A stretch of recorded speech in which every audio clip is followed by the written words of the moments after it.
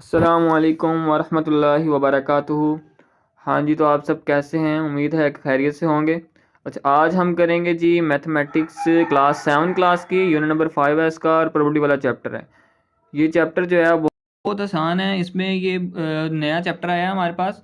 इसका question number 1 है। Question number 1 में कंप्लीट द फॉलोइंग लिखा हुआ है। एन ए की वैल्यू दी है, एन एस की वैल्यू दी है, पी ए की वैल्यू निकालने को कहा था हमें, और पी ए डैश की वैल्यू निकालने को कहा था। तो यहाँ पर जो पी ए है इसका फॉर्मूला हमें पता होगा, तो हम जो है ना वो आसानी से बता सकते हैं कि हमारे पास बाकी वैल्यूज़ क्या होंगी। तो पी ए का फॉर्मूला है हमारे पास P A equal to N A divided by N S. ठीक है जी, ये हमारे पास है प्रोबेबिलिटी, और ये हमारे पास एन ए जो होता है ये होता है हमारे पास इवेंट, और जो एन एस है इसका मतलब होता है सैम्पल स्पेस। और सैम्पल स्पेस के हमारे पास जो वैल्यू उन्होंने कंडीशन बताई है उसके अंदर टोटल वैल्यूज़ कितनी होंगी वो हमारे पास सैम्पल स्पेस होगी। और जो कंडीशन बताई है उसके बारे में, सिर्फ उसी के बारे में बताना कि उसके अंदर से क्या पूछा गया, उसको हम बोलते हैं इवेंट, मतलब कि एन ए। और ये इसकी प्रोबेबिलिटी है कि वो नंबर कितनी मरतबा, उसकी प्रोबेबिलिटी क्या है आने की। तो हमारे पास अब पहला पार्ट है इसके अंदर। क्वेश्चन नंबर 1 के अंदर वो कह रहे हैं कि एन ए की वैल्यू 6 है, एन एस की वैल्यू क्या है 18, पी ए की वैल्यू बताएं। तो एन ए की वैल्यू 6 है और एन एस की वैल्यू क्या है 18 है, तो हमने जस्ट इस फॉर्मूले के अंदर वैल्यूज पुट करनी है। पी ए इसी तरह आएगा is equal to N A की वैल्यू हमारे पास क्या है जी 6। तो ये 6 यहाँ से लिया और एन एस की वैल्यू 18 थी। अब इसकी कटिंग कर देंगे, कटिंग करेंगे तो 6 वन 6, 6 3 ज़ा 18। तो प्रोबेबिलिटी ऑफ ए क्या आ गया जी हमारे पास 1/3। तो ये लिख दिया कि प्रोबेबिलिटी हमारे पास क्या है 1/3। अब ये लिखा P A dash. P A dash का मतलब होता है कॉम्प्लीमेंट ऑफ इवेंट। के इवेंट का क्या बताना है, कॉम्प्लीमेंट बताना है, मतलब कि पी ए डैश बताना है हमने। तो पी ए डैश का फॉर्मूला क्या होगा 1 माइनस पी ए, 1 माइनस पी ए। तो ये हमारे पास पी ए डैश का फॉर्मूला है, ये हमारे पास किसका फॉर्मूला है पी ए का। पी ए का फॉर्मूला है कि N A over N S, और पी ए डैश का फॉर्मूला क्या है 1 माइनस पी ए। तो 1 तो इसी तरह आ गया, माइनस पी ए की वैल्यू हमारे पास क्या निकाली थी हमने भी 1/3। तो 1/3 यहाँ पर पुट करेंगे। अब इसका एल्सियम लेंगे, 3 जो है इसका एल्सियम आ गया। अब इसके नीचे कुछ नहीं है, 1 है। तो 3 जो है ये वाला इस 1 से जाकर क्या हो जाएगा मल्टीप्लाई, 3 1 3 बनेगा, माइनस, और ये वाला 1 इसी तरह आ जाएगा क्योंकि इसके नीचे 3 है, ये भी 3 है, एल्सियम भी हमारे पास 3 आया। और ये जो नीचे डिनोमिनेटर है ये भी क्या है 3 है। तो ऊपर वाला 1 भी जो है वो इसी तरह आ जाएगा। अब 3 में से 1 निकालेंगे क्या आएगा हमारे पास जी 2 आएगा, और ये 3 का 3 ऐसी आ गई है हमारे पास। किसकी वैल्यू आ गई पी ए डैश की वैल्यू। ये हमारे पास आंसर आ गया। अब नेक्स्ट पार्ट में हमारे पास क्या है, सेकंड पार्ट है 2/5। उन्होंने कहा कि एन ए की वैल्यू निकालें, एन एस की वैल्यू निकालें, और प्रोबेबिलिटी ऑफ ए निकालने वो दे दी हुई हमें कि प्रोबेबिलिटी ऑफ ए हमारे पास क्या है 2/5 है, और प्रोबेबिलिटी ऑफ ए डैश भी निकालने को कहा गया हमें। तो प्रोबेबिलिटी ऑफ ए तो ऐसे ही निकले, एन ए की वैल्यू निकालनी है, एन एस की वैल्यू निकालनी है। तो ऊपर वाली वैल्यू किसकी होती है एन ए की, और नीचे वाली किसकी होती है एन एस की।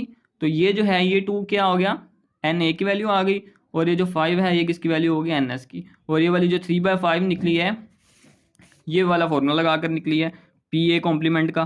तो P A complement is equal to 1 minus P A. अब 1 minus P A, P dash is equal to 1 minus, इस तरह आ गया। पी ए की वैल्यू हमारे पास क्या है 2/5 जो उन्होंने खुद दी हुई है। तो यहाँ हम लिखेंगे 2/5, वैल्यूज पुट करेंगे, 5 इसका एलसीएम आएगा। अब इसके नीचे भी कुछ नहीं है, 5 इससे जाकर क्या हो जाएगा मल्टीप्लाई, ऊपर जाकर मल्टीप्लाई, 5 1 से मल्टीप्लाई होगा, 5 1 से 5 बन गया, और माइनस ये वाला 2 इसी तरह आ जाएगा। 5 में से 2 निकालेंगे 3 आएगा, और नीचे वाला 5 इसी तरह। ये हमारे पास आ गई value probability of A dash की। अब नेक्स्ट पार्ट है हमारे पास थर्ड पार्ट में। वो कह रहे हैं कि थर्ड पार्ट में एन ए की वैल्यू निकालने को भी कहा था हमें, एन एस की वैल्यू निकालने को भी कहा, और पी ए की वैल्यू को भी निकालने का। पी ए डैश की वैल्यू उन्होंने दी हुई है। तो इसके मुताबिक हमारे पास पी ए डैश का जो फॉर्मूला होगा उसको हम देख लेते हैं कि वो क्या बनेगा हमारे पास पी ए डैश। ठीक है, तो अब उन्होंने पी ए डैश की वैल्यू दी है, वो हम लिख लेते हैं कि पी ए डैश है हमारे पास 7/19। किसकी वैल्यू निकालनी है हमने पी ए की निकालनी है, उसके बाद एन ए और एन एस की निकालेंगे। तो फॉर्मूला अभी जो हमने लगाया था कॉम्प्लीमेंट का जो फॉर्मूला है P A dash is equal to 1 minus P ए।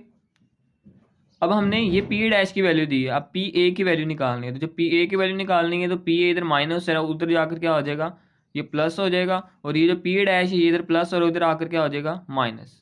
मतलब कि इनकी जो वैल्यूज़ हैं वो जगह जो है वो चेंज हो जाएगी, पी ए उधर चला जाएगा और पी ए डैश इधर आ जाएगा। अब वैल्यूज़ पुट करेंगे इस फॉर्मूले के अंदर। तो P A is equal to 1 minus P A dash की वैल्यू क्या दी उन्होंने 7/19।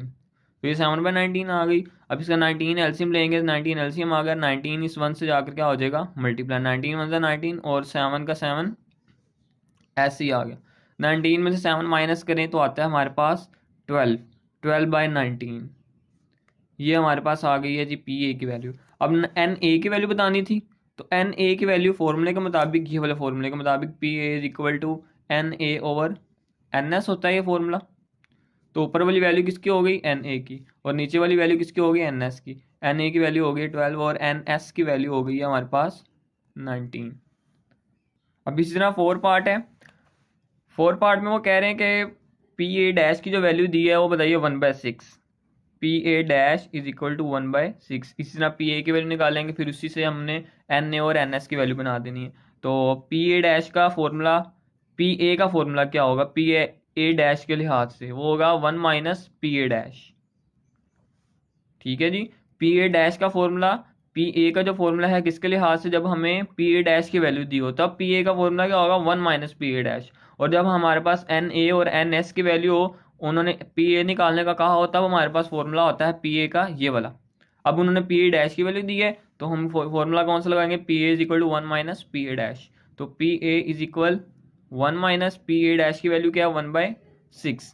1/6 है। अब इसका जो है ना एलसीएम लेना है, एलसीएम लेंगे तो हमारे पास 6 एलसीएम आ जाएगा। ये 6 जो है 1 से जाकर क्या हो जाएगा मल्टीप्लाई, 6 1 6 माइनस, और ये वाला 1 इसी तरह 6 में से 1 निकालेंगे 5, ये 5/6 आ गया।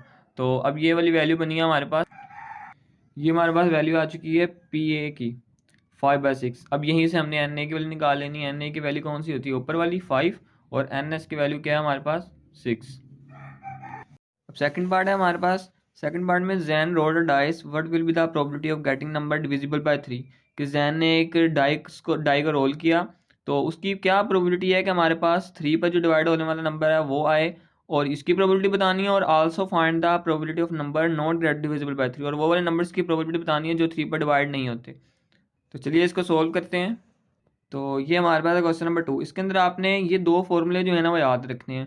Probability of A is equal to N A over N S, और पी ए डैश इसका मतलब है कॉम्प्लीमेंट ऑफ इवेंट। ये कॉम्प्लीमेंट इवेंट के कॉम्प्लीमेंट की जो है ना हमने वैल्यू निकालनी है। तो ये दो फॉर्मूले हमने क्वेश्चन नंबर 1 में यूज़ किए थे, यहाँ पर भी यूज़ करने हैं, ये फॉर्मूले यूज़ होंगे। तो दोबारा बताता चलूँ कि ये हमारे पास क्या होता है पी ए, ये हमने ये वो वाला इवेंट है जिसकी हमने प्रोबेबिलिटी निकालनी है, और ये वाला ये इवेंट ये बी इवेंट ही है, इसकी नंबर ऑफ इवेंट्स बताते हैं कि ये जो है ना एन ए बताता है कि नंबर ऑफ इवेंट्स कितने हैं, और ये एस है ये सैम्पल स्पेस है, और ये एन जो बताता है कि नंबर ऑफ सैम्पल स्पेस कितनी है। तो अब इसके अंदर देखते हैं कि हमारे पास नंबर ऑफ सैम्पल स्पेस कितनी बनती है डाइस के अंदर। तो हमें पता है कि हमारे पास जो डाइस होती है एक, उसको उसके अंदर कितने नंबर होते हैं, एक सेट होता है उसका, सेट बना लेते हैं 1 2 3 4 5 और ये 6, यही नंबर होते हैं डाई में, लूडो के दाने में एक यही नंबर होते हैं। तो यहाँ से पता चला कि हमारे पास 1 2 3 4 5 6 एन एस सैम्पल स्पेस की वैल्यू क्या हो गई है हमारे पास 6 हो गई है। अब हमने इवेंट की वैल्यू निकालनी है, तो हमें इवेंट जो है ना एक लेट करना पड़ता है। उसको कोई भी नाम दे सकते हैं, ए नाम दे सकते हैं, बी नाम दे सकते हैं, ई नाम दे सकते हैं, कुछ भी नाम दे सकते हैं। तो हम यहाँ पे ए लेते हैं इवेंट, क्योंकि हमने फॉर्मूला कौन सा पढ़ा पी ए एन ए वाला, तो हम ए को ही लेट कर लेते हैं। Let A be a event, ये मैंने जो है ना वो लिख दिया है, let A be an event of getting number divisible by 3। कि हमारे पास जो इवेंट हमने लेना है वो कौन सा लेना है कि वो वाला नंबर जो 3 पर डिवाइड हो सकते हैं। तो यहाँ पर हम अपने सैम्पल स्पेस में देखते हैं कि वो कौन से नंबर हैं जो 3 पर डिवाइड हो सकते हैं। एक तो वो खुद 3 है, और दूसरा क्या है हमारे पास 6। ये दो नंबर हैं जो 3 पर डिवाइड हो सकते हैं। तो इसका मतलब कि हमारे पास एन ए इवेंट की वैल्यू क्या बन गई है 2 बन गई है। ठीक है जी। देखें सैम्पल सिर्फ यही दो नंबर हैं जो 3 पर डिवाइड हो सकते हैं। कंडीशन हमारे पास क्या है डिविजिबल बाय 3। तो 3 पर जो डिवाइड हो सकते हैं सिर्फ वही नंबर्स की, तो वो कितने नंबर हैं, सिर्फ 2 नंबर हैं। तो हमने एन ए की वैल्यू क्या लिख दी 2 लिख दी। तो अब हमारे पास एन ए की वैल्यू भी आ गई, एन एस की वैल्यू भी आ गई है। तो अब हमने प्रोबेबिलिटी निकाल लेते हैं इस ए की इवेंट की। तो probability of A is equal to formula क्या है N A divided by N S. तो यही फॉर्मूला है। एन ए की वैल्यू हमारे पास क्या है 2 है, एन एस की वैल्यू क्या हमारे पास क्या है 6 है। इसकी कटिंग करेंगे डिवाइड करेंगे, 2 1 2 2 3 6। तो प्रोबेबिलिटी ऑफ ए हमारे पास क्या आ गई है 1/3 आ गई है। अब हमारे पास जो सेकंड कंडीशन है वो उन्होंने क्या बताई थी, वो बताई थी उन्होंने कि also find not getting divisible by 3, कि वो वाले नंबर भी बताने हैं जो 3 पर डिवाइड नहीं होते, उनकी प्रोबेबिलिटी भी बतानी। तो उसके लिए फॉर्मूला हम कौन सा इस्तेमाल करेंगे, ये वाला, ये कॉम्प्लीमेंट का उल्ट इसका निकालना है हमने, कि पहले तो 3 पर डिवाइड हो रहे थे, अब 3 पर डिवाइड नहीं हो रहे, तो इसका मतलब ये उल्टी हो गया ना। तो ये फॉर्मूला इस्तेमाल करना है हमने। ये फॉर्मूला क्या है P A dash second condition के लिए। ठीक है, सेकंड कंडीशन ये हमारे पास थी फर्स्ट कंडीशन, और ये भी सेकंड कंडीशन है। वो क्या हमारा फॉर्मूला क्या है हमारे पास P A dash is equal to 1 minus P A, यही फॉर्मूला है। अब पी ए डैश इसी तरह लिखेंगे और is equal to 1 minus P A की वैल्यू भी हमारे पास क्या निकली है, 1/3 निकली है। देखें वही आंसर आएगा हमारे पास, तो 1/3 आंसर यहाँ पे लिखा हमने 1/3। अच्छा ये हमारे पास, इससे पहले थोड़ा सा जो है ना वो एक चीज़ समझ लें कि हमारे पास ये लिखा हुआ also find not getting divisible by 3, कि वो वाले नंबर जो 3 पर डिवाइड नहीं हो सकते। तो अब इस हम सेट में देखते हैं कि 3 पर वो कौन से नंबर हैं, कितने नंबर हैं कि वो जो 3 पर डिवाइड नहीं हो सकते। एक 1 है हमारे पास, 2 है और ये 4 और 6 है, कितने 4 और 5 है, ये कितने नंबर हो गए 4। तो इसकी इवेंट क्या होना चाहिए, नंबर ऑफ इवेंट्स कितने होने चाहिए, 4 होने चाहिए, और सैम्पल स्पेस में इसकी वैल्यू क्या होनी चाहिए 6। ठीक है, अब इसकी कटिंग करेंगे, 2 2 4, 2 3 6, तो क्या आ रहा है आंसर हमारे पास 2/3 आ रहा है। अब यही आंसर हमारे पास यहाँ पर भी आएगा। ठीक है, इसको हम इस तरह क्यों नहीं लिख सकते, क्योंकि हमारे उन्होंने एक कॉम्प्लीमेंट का जो है ना वो अलग से फॉर्मूला दिया हुआ है, प्रॉपर फॉर्मूला है, हमने उस प्रॉपर फॉर्मूले को यूज़ करना है। ये नहीं कि हम खुद ही से लिख देंगे इसकी प्रोबेबिलिटी नॉट गेटिंग की 4 होगी और ये 6 होगी, तो इस तरह तो जो है ना वो उनकी कंडीशन ही पूरी होगी, उनका फॉर्मूला जो उन्होंने दिया वो फिर इस्तेमाल नहीं किया जाएगा। इसलिए जो है उनके फॉर्मूले को यूज़ करते हुए हमने क्या करना है, इसको इस सोल्व करना है क्वेश्चन को। P A dash is equal to 1 minus 1/3। तो अब इसका एलसीएम लेंगे, 3 एलसीएम आएगा हमारे पास। अब इस 1 के नीचे कुछ नहीं है, तो कुछ नहीं है तो 1 होता है। इस वजह से जो है ना वो 3 इस 1 से जाकर क्या हो जाएगा, मल्टीप्लाई 3 1 जा 3 माइनस, और ये वाला 1 इसी तरह आ गया, तो 3 में से 1 निकालेंगे क्या आएगा हमारे पास 2, और ये डिवाइडेड बाय 3। देखें वही प्रोबेबिलिटी निकली जो भी हमने ऊपर निकाली थी। तो सेम हमारे पास ये हमारे पास किसकी है, कि जो वो वाले नंबर्स की प्रोबेबिलिटी है जो 3 पर डिवाइड नहीं होते। तो सेकंड पार्ट जो है ना हमारा सेकंड क्वेश्चन खत्म हो चुका है। अब मिलेंगे इंशाल्लाह अगली वीडियो में। अल्लाह हाफिज़।